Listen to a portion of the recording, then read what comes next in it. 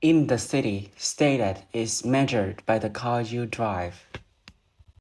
I started my day in Hanoi. It's a city of over 9 million people, where the peak density can hit 38,000 people per square kilometer. Here, a luxury car like this G63 isn't just a vehicle, it's a fortress of wealth. Because of import taxes, this car cost about 13 billion Vietnam dong. I was here for a conference with teachers from many provinces discussing language methods like TPR. We are the middle class, yet for many of us, the city is becoming a beautiful cage. Apartment price in Hanoi have reached 28 times the median annual income.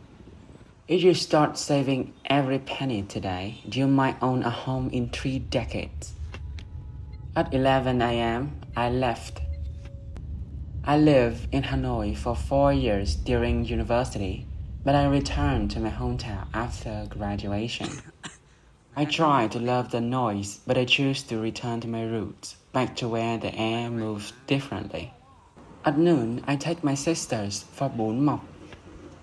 It's a labor-intensive broth made with pork bones and wood ear mushroom meatballs. We eat it with sung muối, crunchy tart pickled figs. We Vietnamese love our herbs and fresh greens. It's why we have one of the lowest obesity rates in the world.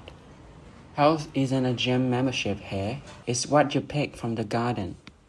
In the afternoon, I go treasure hunting. I look for the clearance items, the product nearing their expiration. But there is a rule to this survival. Never buy just because it is cheap. I look at this sausage. We won't finish them in time. If it goes to the bin, it wasn't a bargain, it was a waste. But milk and yogurt for my sister, those are no-brainers. I used to buy canned food for convenience, but it's expensive and lacks the soul of fresh ingredients. On the way home, the smell of gas returned. There is a leak, so I head to my local mechanic. The mechanic tells me it's just a broken rubber seal on the tank. A simple fix for a loyal friend. My scooter is 10 years old now. It's covered in scratches and cracks. In Hanoi, I saw cars that cost a lifetime. Here, I have a life that costs a few dollars a day.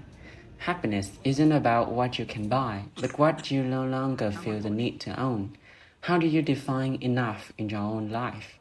Let me know in the comments.